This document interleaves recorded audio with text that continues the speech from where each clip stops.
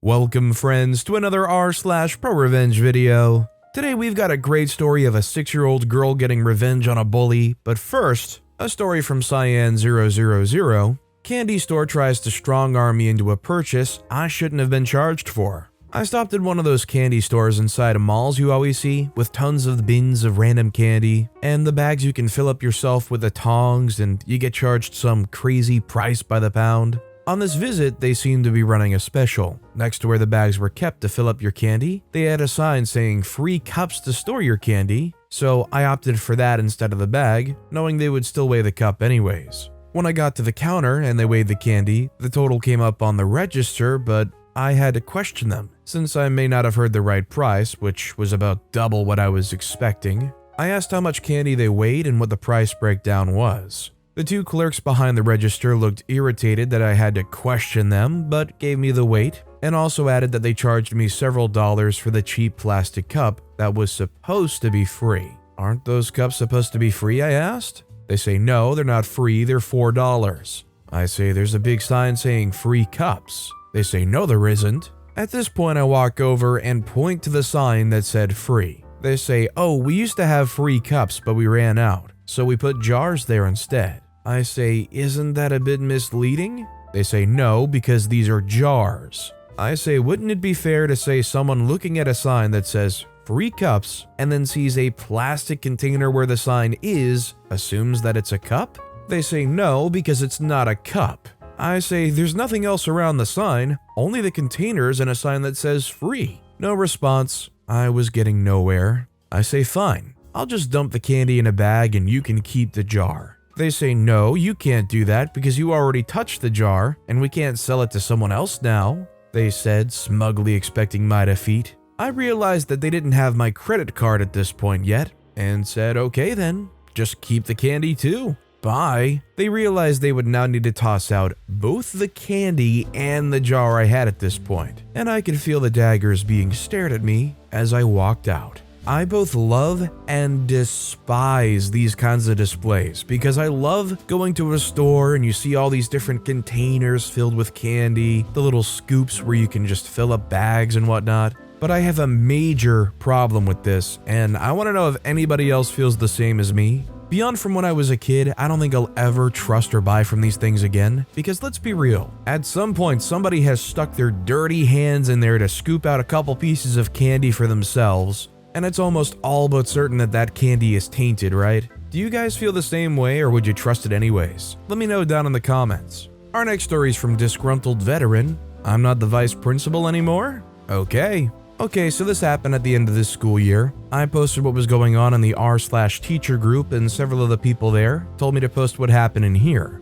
This story is in 4 parts, and I apologize for the length. I also apologize for any teacher slang I use, as it's like second nature to use it, just like military cargo, when I was in the military. Basically, I was told that all the assistant/vice principals in the district, other than at the high school, were being let go, and a teacher on assignment was going to take our jobs. I was not heartbroken over this, but was treated badly by the new admin team taking my job and my principal's job.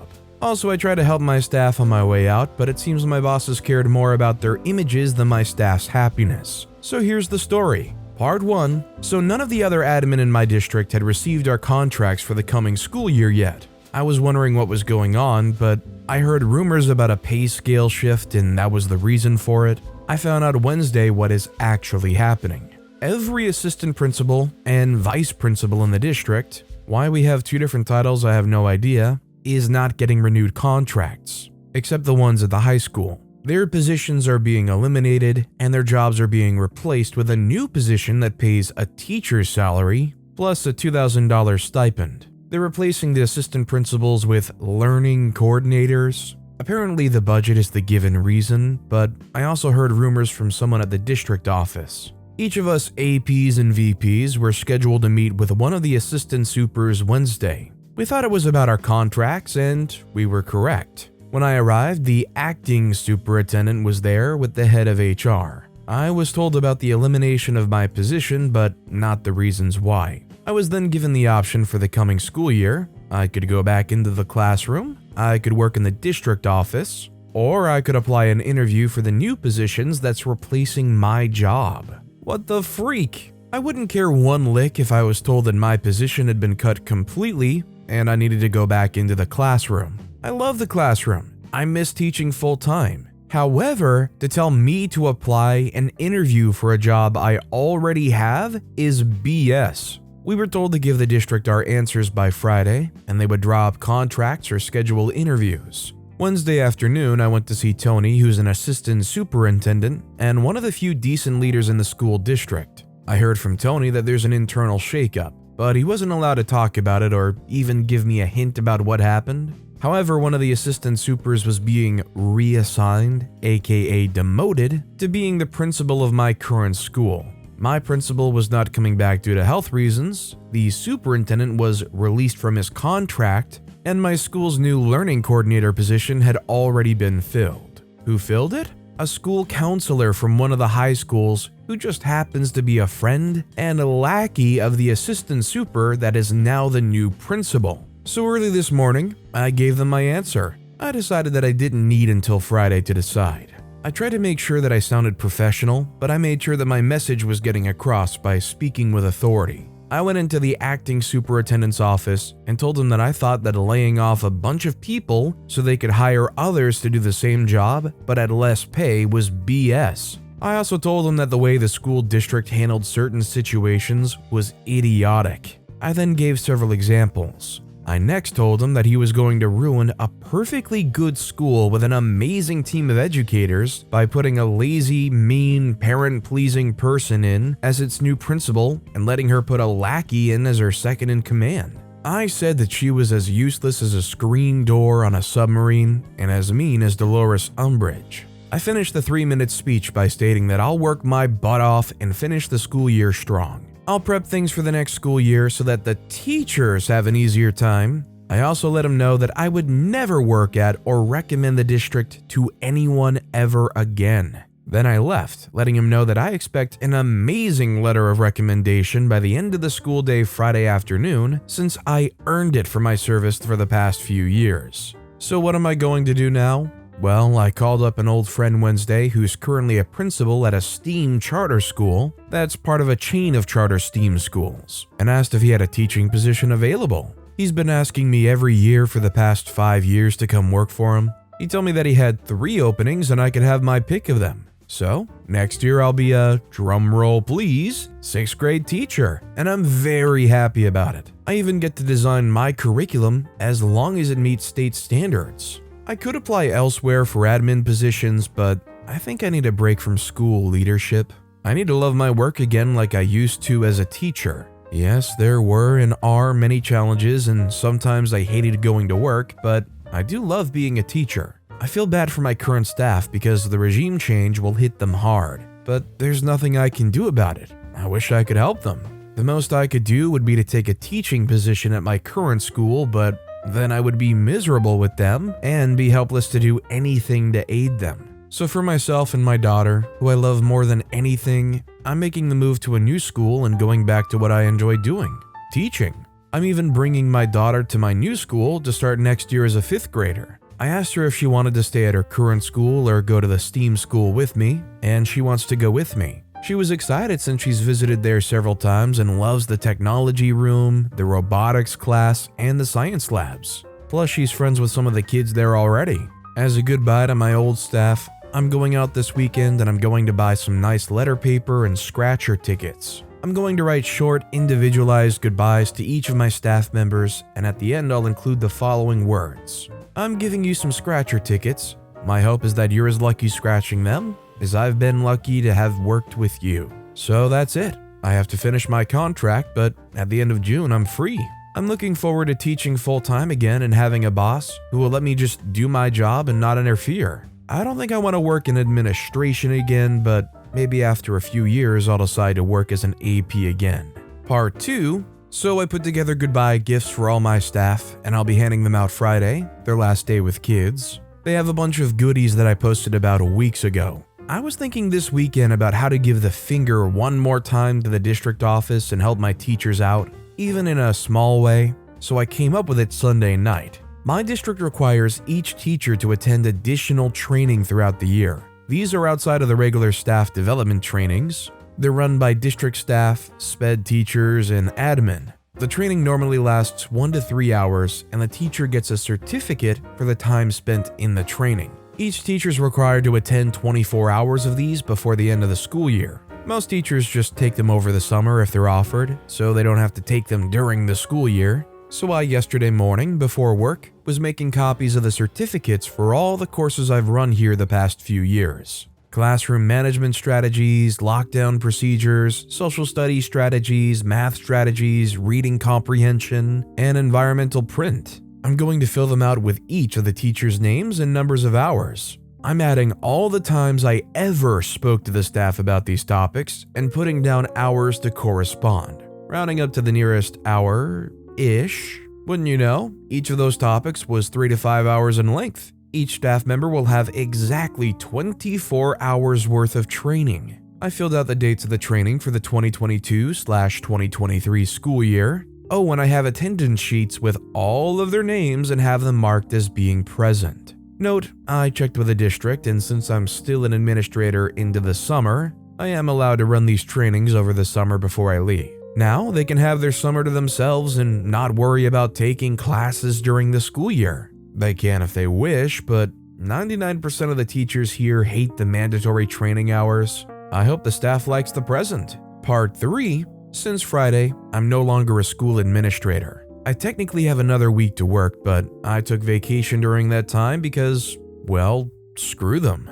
Now, I spent the last week packing up, giving aid and comfort to my now former staff, and causing problems for the new administrators who are jerks. Now, besides giving the entire staff a year free from additional PDs, I wasn't planning on causing any more problems. Just quietly leave and drive off into the sunset, Shane style. But no, apparently I don't deserve a quiet week. The new principal, demoted from assistant super, and her new teacher on assignment decided for some reason to be rude to me. There was only one response to that. I aimed to misbehave. How are they rude to me, you ask? First off, they ordered me to hurry and clean out of my office. Apparently the teacher on assignment wanted to start redecorating my office. I was literally told, "Get all of your personal stuff out of here ASAP. She wants her office now." I still had a week to work there and actual work to do. Second, the new principal tried to steal my personal chair and my personal office supplies and decorations.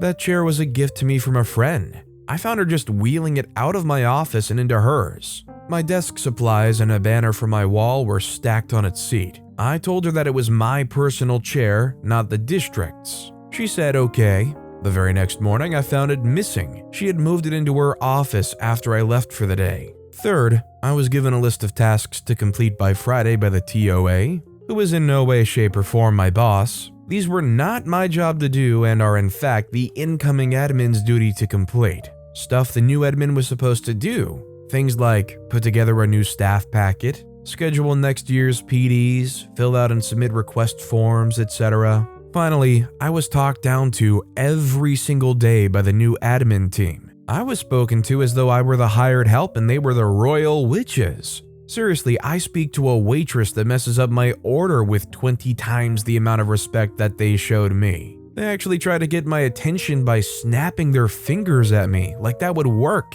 Note, the new principal also has made some pretty anti-LGBTQ+ comments. I don't like narrow-minded people, so I decided to do as I was told. I was a soldier, so I know how to follow orders. 1. I removed everything that was my personal property. That included my chairs, decorations, the stress relievers, punching bag, etc., the fridge from the office, and the file cabinets in my office. Yes, I bought government surplus cabinets because I didn't have any. All my files and all my former principal's files were in there. I'd even bought the manila folder I used in it. So I took every piece of paper out of my cabinets, removed them from my labeled folders, and stacked them on the floor into one large pile. There's no order to how they were stacked. I took my chair from the principal's office while she was in a meeting with parents. I just walked in and rolled it out. She stopped talking to the parents to ask what I was doing, and I responded that I was taking my personal property out ASAP,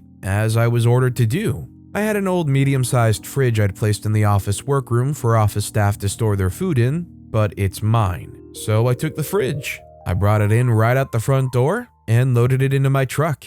I even took the new admin's food out of it and left it on the table. It's my fridge. I warned the rest of the office staff that I was taking it, but forgot to tell the admin. Darn. 2. I copied all my digital files over to a flash drive and then deleted everything off my work Google Drive. Anything I personally created or designed. 3. Copied all my emails too. 4. I informed the staff that if they need time off next year and need it approved, to submit the forms to me this week. I got several and they're all now approved. I got this idea from someone who messaged me here on Reddit and suggested I do this. Thanks for the advice. 5. I personally approved every supply list item the staff submitted and even drove to the district warehouse to pick up some items personally. I even approved funds for a secondhand kiln for the art teacher. She found a good one on Craigslist. 6. I'd repaired my desk with bolts and tools from home. I took the bolts back. The desk is now lopsided again. The closet door was broken when I got there, so I repaired it. I now put it back as it was when I was hired. 7. The two-way mirror to the detention room was mine. I'd gotten it from a friend at another school, a different district. It allowed me to watch the in-school suspension and detention students from my office without them seeing me. I popped that right back out and took it home. Now the TOA has a hole in the wall that detention kids can look through. 8. I'd put together all the lockdown buckets and fire drill bags myself with my own money. I took all of them back. This I felt bad about, but I'll give them out to the staff at my new school. 9. I put a rush order on all classroom and building repairs and have approved an order to have every classroom repainted. 10. I assembled new staff packets and the new school year binders. Besides the basics of what's required, I've included throughout the binders in random places Dilbert cartoons, famous Harry Potter quotes, the lyrics to Nickelback's How You Remind Me, I Kissed a Girl by Katy Perry, All Star by Smash Mouth, and We Built This City by Starship, a map of the area where I marked all the good places to eat lunch off campus, funny Far Side teacher comments, cheesy teacher jokes, the union contact info, crossword, Sudoku, and word searches, a list of educational lawyers just in case. I also included in the binder the admin Wi-Fi password for them, since that signal's stronger for some reason. 11. I went ahead and wrote out the PD schedule for next year. Oddly, every Wednesday is listed as free time or work in your classroom. I'm sure they'll change it, but I don't know when they'll find out what it says. 12. I had a master list of donators and partners in the community. It was posted on a whiteboard in my office. I got over 4 dozen businesses and people in the community to help with various things or donate over the years. I spent a lot of time building relationships with them and making deals. I took a photo of it, and then I erased the list, and I took the whiteboard since it was mine. 13. Friday, I flew the LGBTQ+ flag instead of the state flag. I also placed LGBTQ+ flags in each classroom in case the staff want to display them. Then I got yelled at 3 times. The first time was when I took back my chair. I was told it was unprofessional to just take it without asking, especially with guests present. I responded with, yes, it was unprofessional to take my chair without asking. The second time was when the TOA found the refrigerator gone. She said that it was community property. I told her no, it's my property, and I was told to take all my property from the campus. The third time was when I was in the parking lot leaving and they found the piles of papers. The principal flagged me down and told me to clean it up. I told her I was off the clock and that the district never reimbursed me for the cabinets, so I had to take them with me. I'm expecting a call from HR today asking for my assistance setting everything back up, since with all my stuff removed and erased, the admin team has to actually put in some hard work. I'd come in for my consultant rate, $75 an hour with a minimum contract for 12 hours. Part 4. So, as some of you know, I left the world of being an administrator a few weeks ago. I tried to leave behind some nice gifts when I left. I wasn't looking to cause problems my last few weeks, but the new admin team treated me in a way that was unacceptable. So I decided that Malcolm Reynolds had it right when he said, I aim to misbehave. Well, the Tuesday after I left, I received a call from HR. I ignored it. I then left for a road trip with my daughter where we went to San Francisco for a few days and went to 2 Giants games. Unfortunately, they lost both games. While we were on our trip, they called and emailed me at my personal email account. My work one was deleted by them. I ignored the calls and never opened the emails. My daughter and I then went to Disneyland for a few days of fun, and then returned this past Friday. I then checked the voicemails and emails. I was asked, begged, and then ordered to come back to the HR for important meetings. "It is very important that we speak to you as soon as possible," is what they said repeatedly. So yesterday I went into the district office wearing cargo shorts, a shirt I got at Disneyland, and flip-flops. I don't work there, so I don't need to dress up.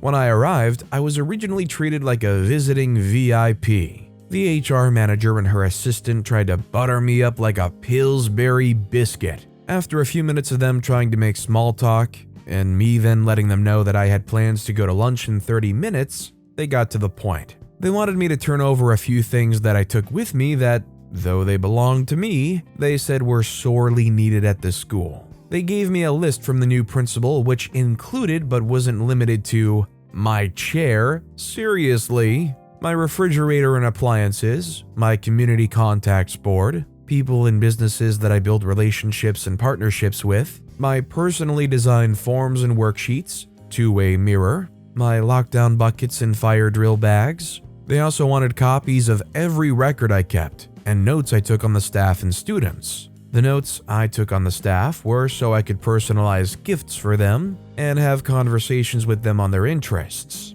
I said no to all those requests. I told the ladies that the furniture and appliances were mine that I brought in. I stated that the chair was a gift to me from a friend and that the new principal can afford to buy her own chair. I also stated that I left any official school and district documents there, and any I took with me and or deleted were of my own making and my intellectual property. I also stated that my contacts were developed over the years on my personal time and at personal cost to me. I also stated that everything I took that I had submitted reimbursement for was never reimbursed. I kept my records and pay stubs. I never saw a red cent from those submissions. They offered to pay me for some of the items and gave me a rough figure of what the district would pay me to return the fridge, the forms, the buckets, bags, mirror, and the contact board. I told them that I didn't want to hand them over to the new admin team since they treated me so poorly. They asked me again and tried to reason that some of those things could be interpreted as school property. I told them that they're welcome to try and force me to return anything that was legally mine to them, but I would be willing to fight it in court. I also told them that those two new administrators made me uncomfortable and that their treatment of me could be considered making a hostile work environment, especially when they try to make me do their jobs for them. I then gave the HR team my lawyer's info. Note, I dated a lawyer after my divorce for a few years, and we're still good friends, and she's offered herself as my forever retained lawyer, that I can use her name and she'd help me if she could. I rarely use her name, but when I have needed her legal advice, she always comes through. I also help her with physical chores when she or her family needs help.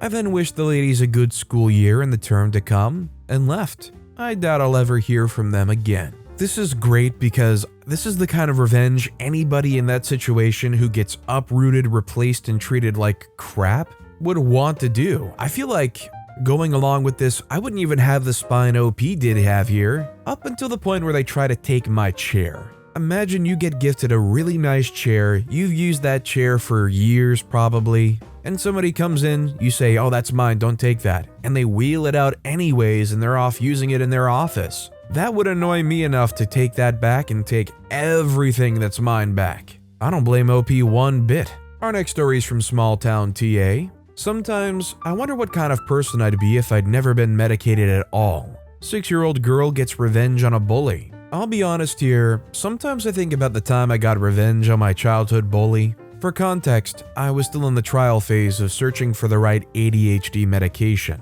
I was 6 years old at the time of this story, and outside of my parents and my daycare and elementary teachers, no one else has heard this before. There was a girl who had just moved to the area and was only there while her dad was stationed at the army camp, base, whatever you want to call it. She was an aggressive, most likely angsty, angry teen who was tired of moving every 2 to 3 years. I see that now as an adult. I'm 22, so this was about 15-ish years ago. Anyway, I had to sit at the very front of the bus because I had a severe peanut allergy. This girl, we'll call her Kendra, partly for anonymity, partly because I can't remember her name now, had gotten into some serious trouble and was forced to sit at the front with me for the next 2 weeks. Each day, she would take my backpack and throw it on the ground, stomping on it and getting it covered in mud, before she'd shove me into the wall and sit on me. Keep in mind, she was a rather heavy-set 13 or 14-year-old, and I was a 6-year-old who weighed maybe 30 pounds soaking wet.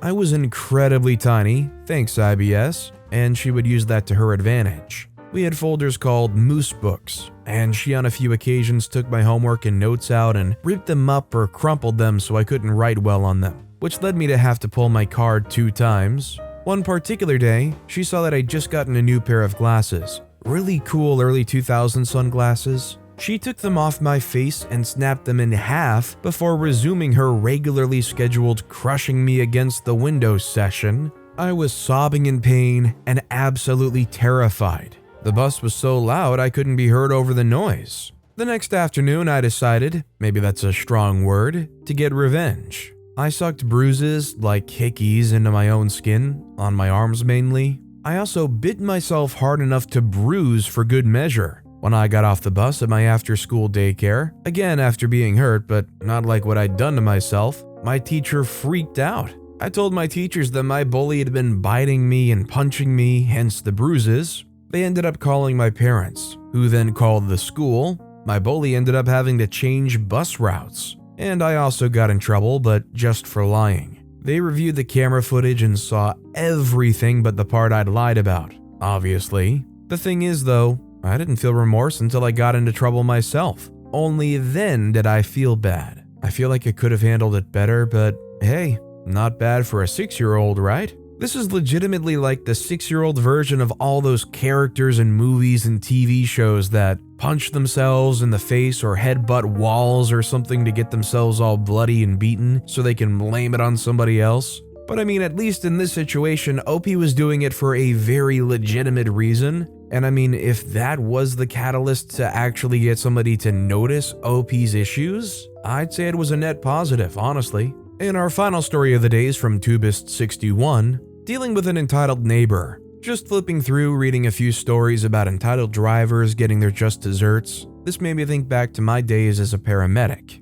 We got a call to a house where there was this bariatric patient who had fallen. The patient was morbidly obese and weighed around 30 stone, 420 pounds. The story isn't really about them though. There's many reasons people get to this size, and I've never judged, only helped. No, the problem here was a really arrogant neighbor we'd come across before. And boy, was this chap a judgmental moron. Our patient had a car and had a disabled parking permit. They also had a council-designated disabled parking spot outside their home, which the neighbor kept parking in. There'd been a number of letters from the council regarding this, and a number of parking fines just served to annoy this chap even more. On the day of the story, I took the call that the patient had fallen, and we went to the house. Sure enough, the neighbor was not only parked in the disabled spot, but had parked a second car blocking access to the patient's driveway. I assessed the patient and suspected they had broken a hip, so they needed to go in. I sent my colleague around to the neighbor to ask them to move the cars,